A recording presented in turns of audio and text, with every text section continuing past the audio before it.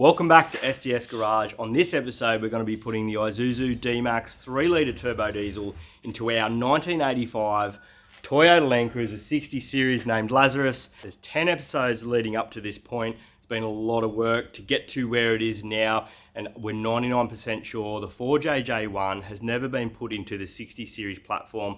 These are very, very popular for GU Patrols, 80 and 105 series Land Cruisers, and it forms the basis of why we want to do it. We want to do something different. We also wanted something reliable, modern, powerful and economical to tow our Conqueror campers with, as this car is going to definitely be used, and we are on track to drive this to Clex at the start of October up to Caboolture to the Land Cruiser show. So if you've enjoyed the series so far, please hit like and subscribe. If you enjoy this episode once you get to the end, also smash that like and subscribe button. Let's get stuck into it. So I logged into Pickles Online, I created an account and we went bidding. What am I bodging? Oh well, a 60 series Land Cruiser.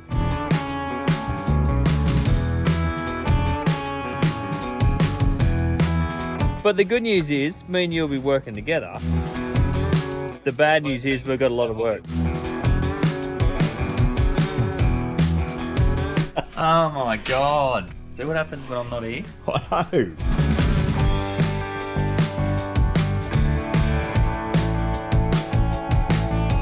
It kind of looks cheap. It won't be cheap. Although the pedal beat is pretty cheap. Look at it, it's healthy as. James, we can still be friends. We are friends.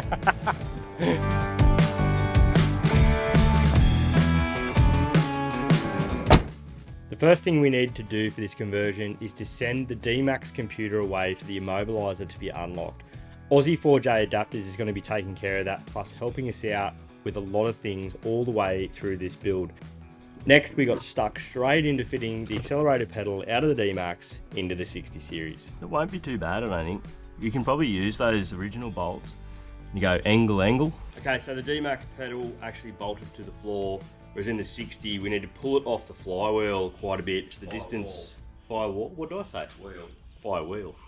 Pull it off the firewall a bit so we can match the distance that the brake pedal's off the floor to, so you can heel and toe drive. That is really important. Lance is not like that, and it's really quite uncomfortable to drive. So we're going to have two bits of angle back to back, and we'll mount this to the floor, this to the pedal, and then we have plenty of options for angle and distance. That's the plan anyway.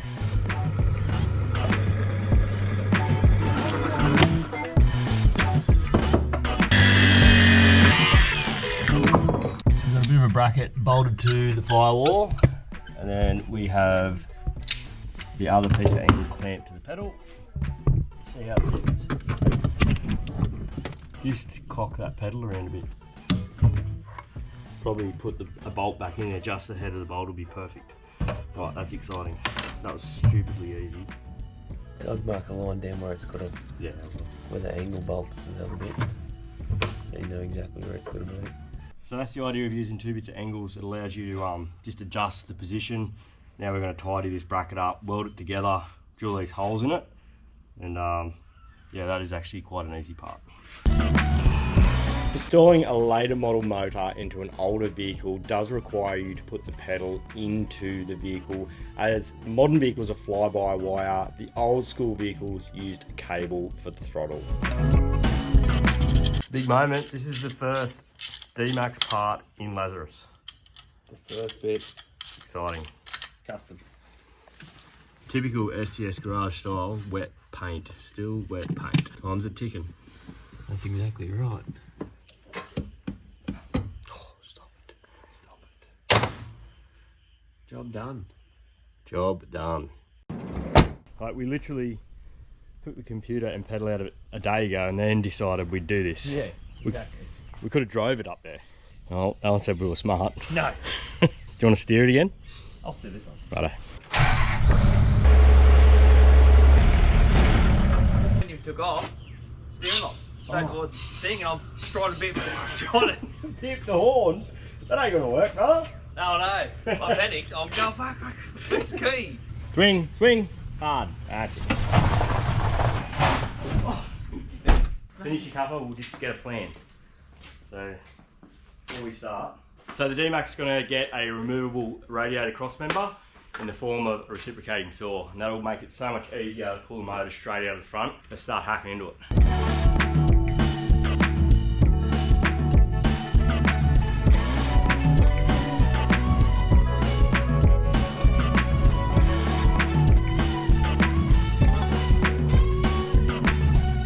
So we've got the condenser here out of the D-Max, and it had a thermo fan on it. I'm guessing it would switch on with the aircon.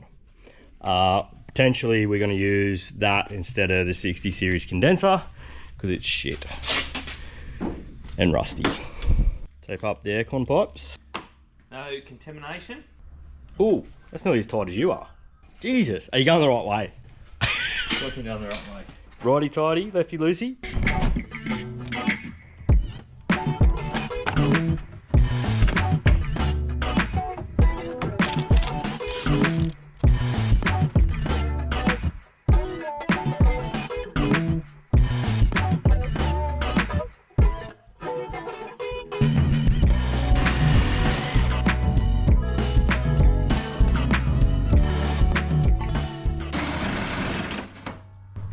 Outstanding. Why wouldn't they make them bolt in anymore? It's so much easier to people doing engine swaps. Or you have to remove the motor, that is.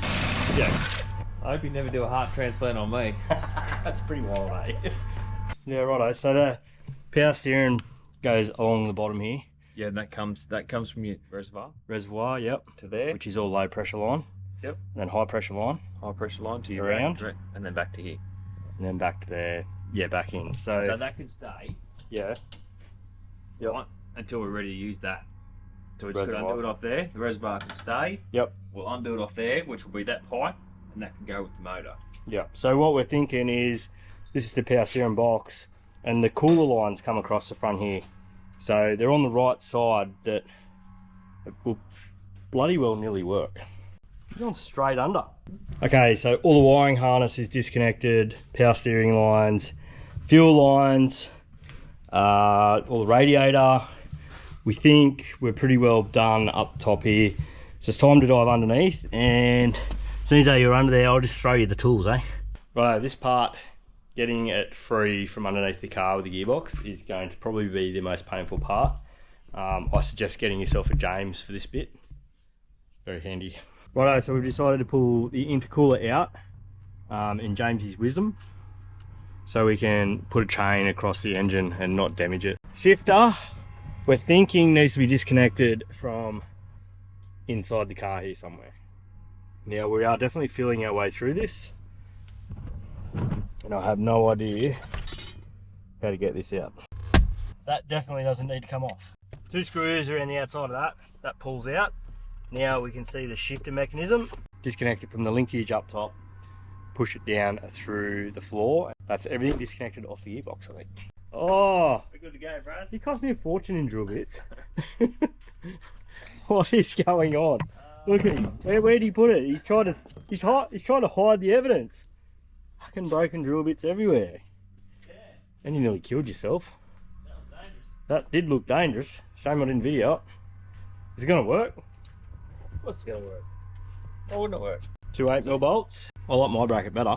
That's dodgy. That's not. So this is the factory intercooler bracket at the back of the block.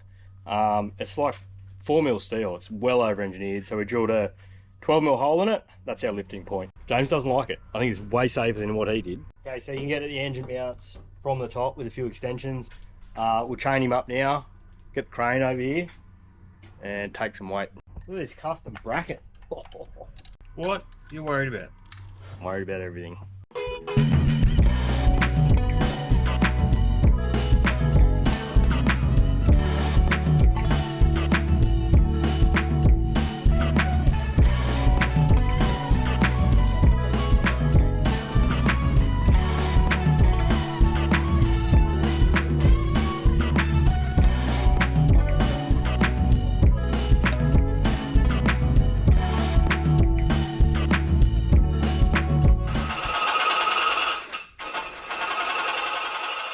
That's probably the major difference there between STS garage and probably a proper workshop. Yeah. Don't cut engine mounts to get the engine out. but it'll make our life so much easier if this comes out all in one go. Now, hold up. Now go. Good. I'm thinking maybe we need to jack the arse up. Still loose. I'm going to just give it a sneak forward. Hold set. Wait. Whoop. Hold steady. Yeah, buddy! There you come! What's that? What's it going to do on the top there? On there. Yep. Ready? Yep.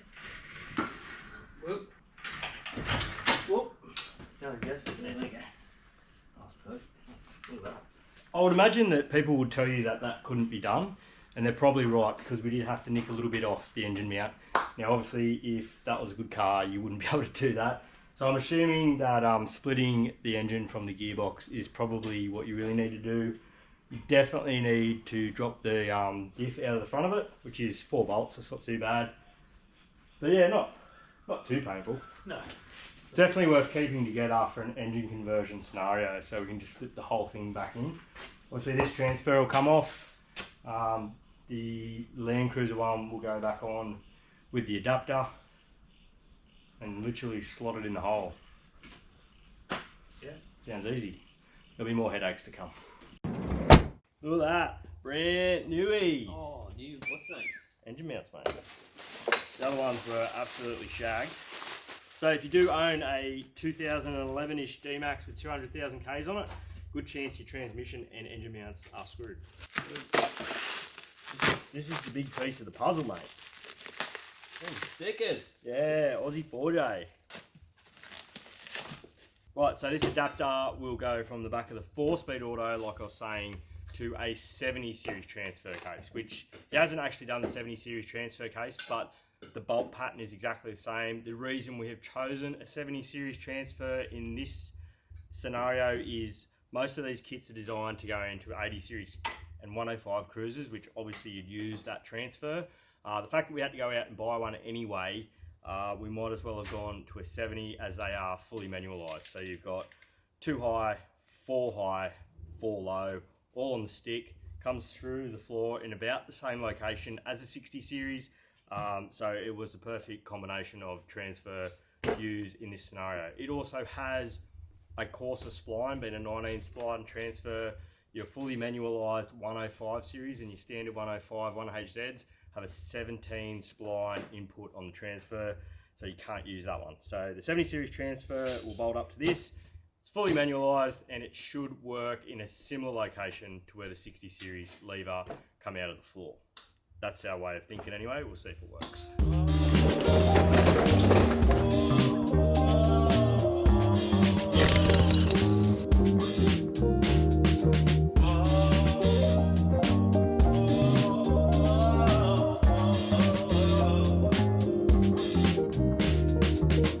Righto, so before we go ahead and put the adapter on, we do have to install this spud shaft and a new seal. Obviously this shaft is actually a bigger diameter on the outside to go over the shaft on the gearbox, and then the other end goes into your transfer. So this is part of the magic.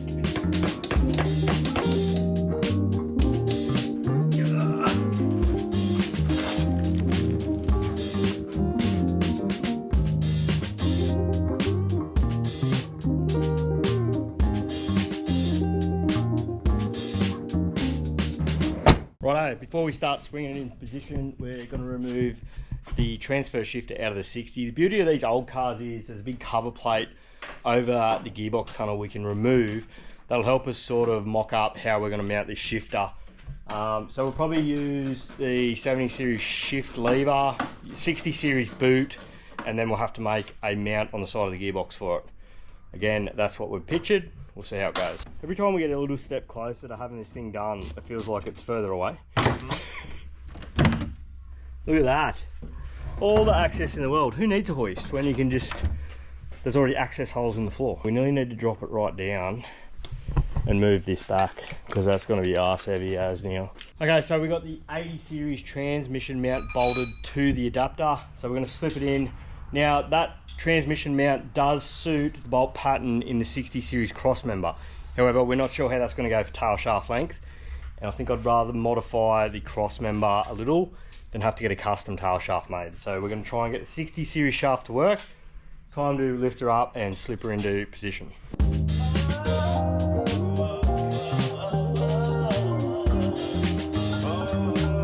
So this is where we take paint off the firewall. Yeah, 100%.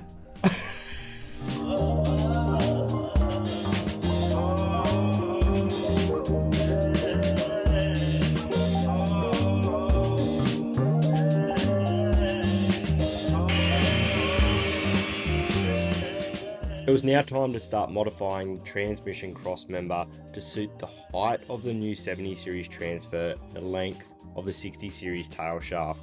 There's a lot of work in this, and a lot of 10mm plate cutting with an angle grinder is a very time consuming process.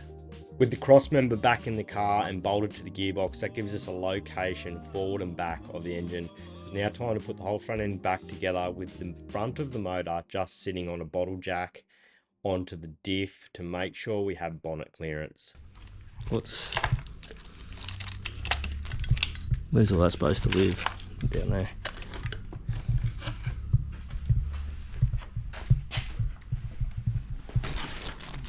That gives us needs to twist over a bit. Fuck, it looks good. It looks good. Maybe we could just cut a hole in the bonnet. Look at it. It does sit high. It's a really high engine. Well, we can't go any lower. No, that's right. You can't go any lower because of that. See, we got pumpkin on the front of the block. That's not the sump. The sump's down behind there. Let's just put longer. Oh, you can lift it. Look, if we need 10mm, 20mm, fine, but we need to make sure it's within 50 to start. Well, what we're gonna have to do is we're gonna have to go down with the engine a little bit. Yeah, so it did surprise us a little that for height, the engine really struggled to fit in there between basically the diff pumpkin and the underside of the bonnet. And luckily we do have that 79 series bonnet scoop in the 60 series bonnet. Otherwise, the front mount intercooler would definitely have to have been an option. The top mount just makes the engine a little bit higher. We tacked in the engine mounts that come out of the D-Max. I cut them out previously. It's basically this step of the process was about just getting the engine fitted in there. We always knew we were going to have to pull it out to fully weld those up. It did turn into a late night, as these things do, but we got the engine in the 60 series. So late yesterday afternoon and into the night, we got the 4JJ tacked into position. So the engine mounts are tacked in. It is very roughly in there at the moment, and we've finished the gearbox cross member. Now this is the piece we cut out, and it was actually to get the cross member or the gearbox to sit lower, so it cleared the tunnel in the 60 series. So we've gone ahead and taken that piece out and replaced it with a piece of 10mm plate. Because we were taking material out, we went to a thicker material, and that's what it ended up looking like. So we're going to bolt the cross member back in and bolt the gearbox up into position so we can work on the shifter location for the actual gearbox and also the transfer case, as we need it to be dead set right before we go mocking that up. So we obviously will have to pull this engine back out, but there's a few jobs we need to do like this to mock up into position. One of those will also be the dump pipe. So we're going to hopefully get the dump pipe sorted off the back of the turbo today as well. A couple of big jobs done, and then the engine can all come back out. This can all get tidied up and painted, and we can fully weld those engine mounts into the chassis once the engine's out of the road.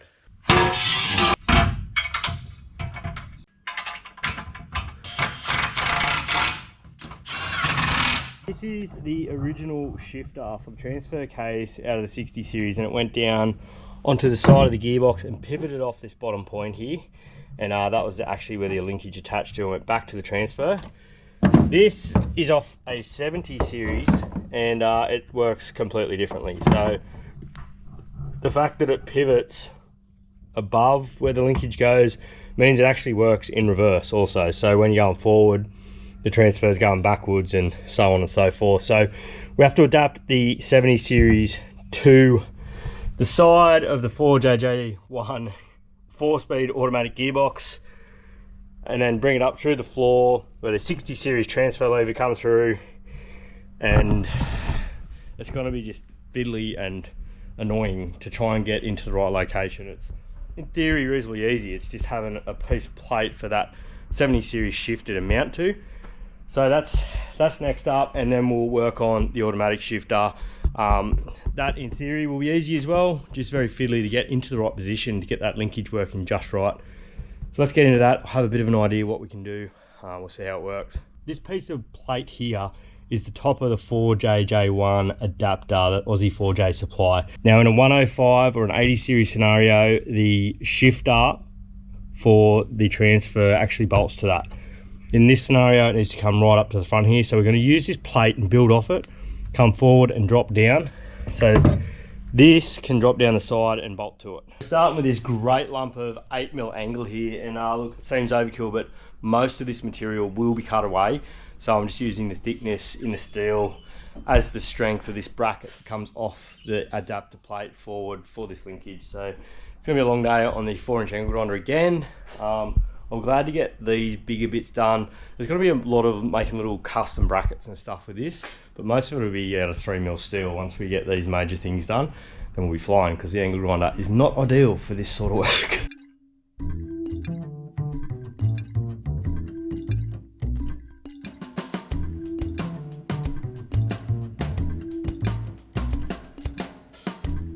Okay, so there's a lot of trial and error in this, and hopefully this is an error, but I'm actually going to go and cut the 60 series stick off this transfer shifter. Now, I'm 99% sure it's going to have to be a bit shorter, but I'm damn sure it's going to have to kick back further. So to help me install it in the meantime, we'll cut it about halfway here, then we can always shorten both those lengths, and then we'll weld it back on a better angle for the 60 series. Very brutal, eh?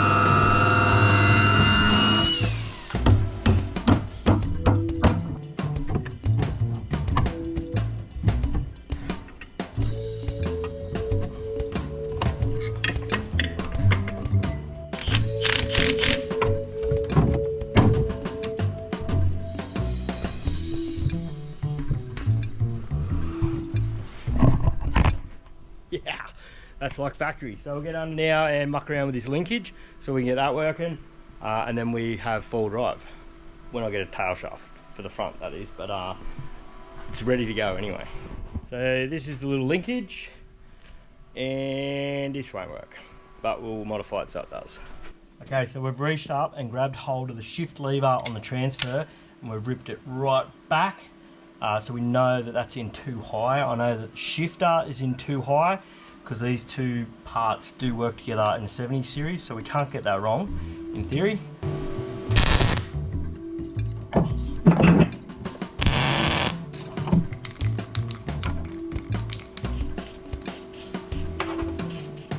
Hot, hot, hot, hot, hot. Alright, so we've got linkage on here. Back to transfer up here. We'll listen for the clicks. There's 4 positions. There's high 2, high 4, neutral, and low range. So we're in high 2 here. So we got 1, that's high 4. Up, out of your lockout. 2, that's neutral. 3 rather. And the last click, we got low range. So back out, back, and back. So we've got 1, 2, 3. Yes, just like factory. And it's got the factory boot on it. We use the 70 series shifter knob. The 60 series shifter knob does screw on, but it's only got high 2 and high 4. It had push button activation rather through vacuum. It was a vacuum operated transfer case, which is a shitful idea. That is why we have picked the 70 series. It's fully manualised, no dramas about going into 4 drive. We will get the light on the dash working. It has a sensor in the transfer as well. So the factory 4 drive light on the 60 series dash will work. And it's those little touches that means anyone can get in the car and drive it. I want Megs to be able to drive this car.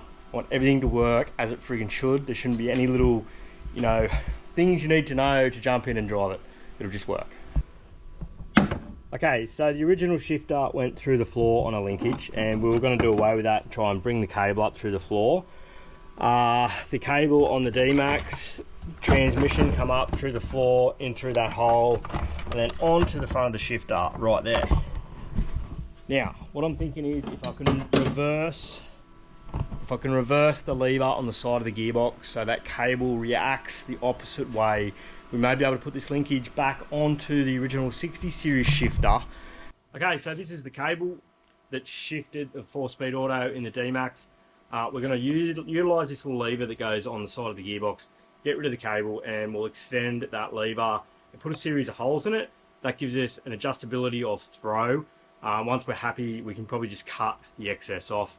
Might even weld it on first, and we'll get under and go from one extreme to the other and try and get it pretty close, and then we'll go from there. Okay, so the shifter linkage is going to work from the 60 series down onto the 4-speed transmission on the D-Max. So we've lengthened that little lever. Funnily enough, the little piece we cut out of the linkage to go back to the transfer is millimetre perfect to how much longer we need to make the linkage for the automatic transmission. It's those little things that really bring a smile to my face. There we go with that. Looks good. It's really hot.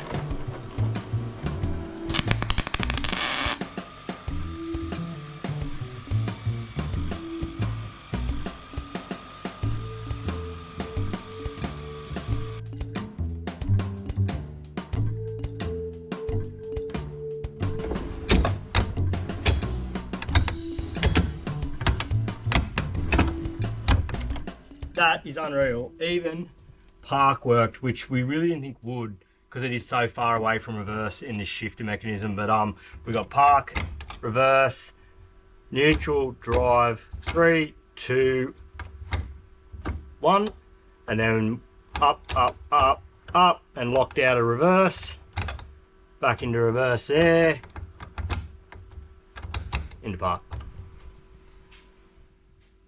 That is unreal, and there's no holes in the floor. That's the factory mechanism, lengthened to go onto the D-Max transmission. I'm a little bit excited. Onto the dump pipe off the exhaust. And we're ticking off some really painful jobs that haven't really taken too long at all. Righto, we're ticking off jobs today. This is awesome. We've got the shifter working, transfer case, shifter working. Time to get into this dump pipe. Now we are going to try and get it down just below the sump, put a flange on it. Now I am going to have to massage these brake lines on the firewall a little bit and probably make a bit of a heat shield for them, I would imagine, being that the turbo is quite close to this brake booster. It does have its own little heat shield around it, but we might make another one as well. So let's get in and see if we can't get this dump pipe to go down in front of the firewall, and we also can take the cat out of it. I have been talking to an engineer. Said we have to meet 1985 model emissions, which is a tailpipe visual inspection. So we don't need the catalytic converter in it, we don't need a DPF, we don't need EGR coolers or anything like that. Makes a nice simple motor, very good to get rid of all that shit. Factory pipe off the 79 series. This is the catalytic converter off the D-Max. We're going to create a dump pipe out of using just this shit here with a MIG welder. What could go wrong? Never done this before. We're about to try it now. First up, get rid of this bracket here and clean this pipe up. Cut the catalytic converter off this bad boy here, which is potentially worth a few bucks, and takes the cost of the initial purchase down a little bit. So anything you can sell helps. Alright, so we've bent the brake lines back hard against the firewall and then turned them straight down and as far away from this turbo as we can. This is probably a little bit tighter than what we expected. We thought we would have had more room over this side, but we'll endeavour to get a pipe down through there now. Perfect. Just a lot of trial and error, so this will be trial fitment about 10 already. Just got to try and make sure it clears everything. we do really have quite a fair bit of room compared to a lot of situations, so it's not too bad. All right, we're happy with that shape there. We do have to modify this down here still. So we're going to weld those initial bends so they don't snap. I've only got a real light tax on them, so it keeps cracking on me. So we'll get them fully welded up and then we'll see what's going on underneath.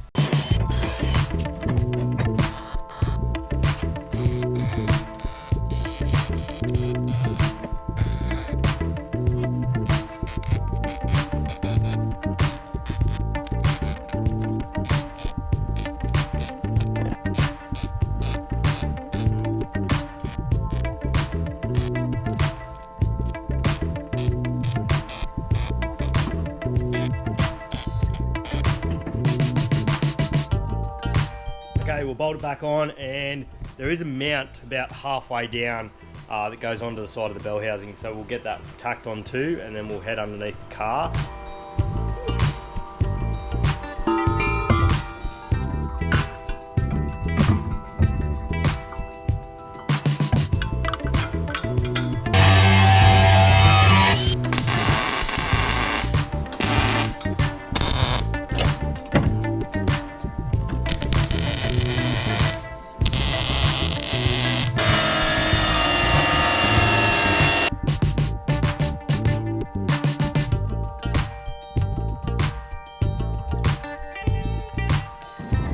Well, we're going to leave it there, guys. So the point of this episode was to get the engine in, all the linkages hooked up, the heater hoses and the dump pipe made, and making sure we got clearances for everything.